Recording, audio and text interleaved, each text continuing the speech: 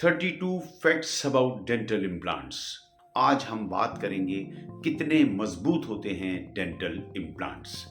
I doctor Praveen Bhatia, senior dental surgeon at Bhatia dental pulse, Janakpuri and Dwarka, New Delhi. आपका भी कोई प्रश्न हो, आप व्हाट्सएप करके मुझे एक्सरे शेयर करें और अपनी बात पूछ सकते हैं। I will try to answer as soon as possible.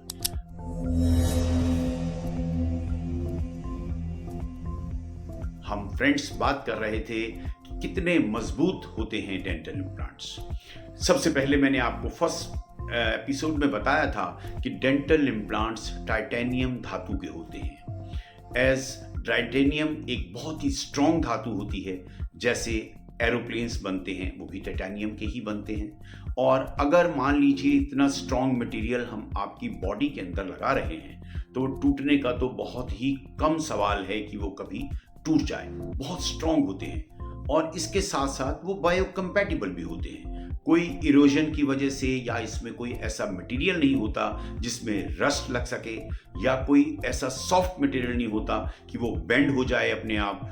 तो ये पूरा का पूरा प्रेशर आपके दांतों का खाने में जितना प्रेशर मैक्सिमम आप लगा लीजिए वो बेंड नहीं होगा, रस्ट नहीं होगा, निकलेगा अपने आप नहीं। क्योंकि जो उसके थ्रेड्स हैं, जैसे आपने इस पिक्चरों में देख पाओगे कि उसके थ्रेड्स के अंदर आपके वो बोन इंटीग्रेट कर जाएगी, अंदर मिंगल कर जाएंगे, और वो ऑस्टियो इंटीग्रेट होने के बाद तो हम चाहेंगे भी तो भी हम निकाल नहीं सकते हैं। अगर हमें निकालना पड़ गया तो बहुत मशक्कत करनी पड़ती है, बहुत मुश्किल से बोन को खराब करके वो डेंचर इम्प्लांट्स निकलेगा।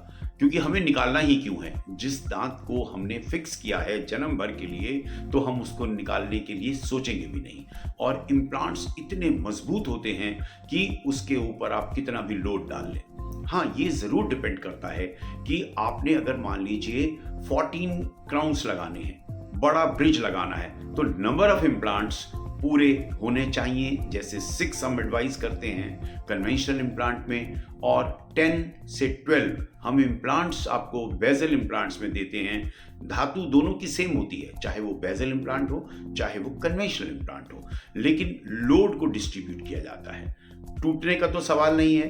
बोन इसलिए कभी कभी इम्प्लांट्स हिल जाते हैं क्योंकि अगर आपने 2 इम्प्लांट लगाए, उसमें 5 आपने दांत लगा दिए, रेशो आपने बिगाड़ दी कि दांत ज्यादा लगा दिए, इम्प्लांट्स कम लगाए, तो हिल सकते हैं लेकिन टूटेंगे फिर भी नहीं।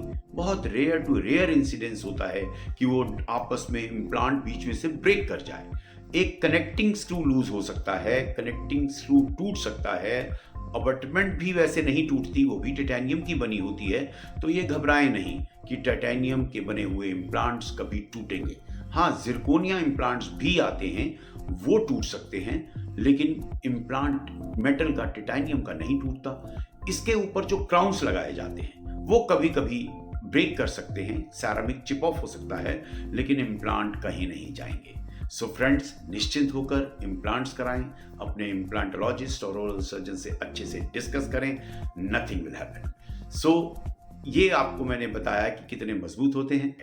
सो फ्रेंड्स, इसी तरह का आप मुझे अपना प्यार देते रहें, मेरी वीडियोस को शेयर करें, लाइक करें और कमेंट करें। साथ साथ जिन्होंने अभी तक मेरी वीडियोस को सब्सक्राइब ने लाइक नहीं किया या मेरे चैनल को सब्सक्राइब नहीं किया, please subscribe my channel. Thank you very much for watching.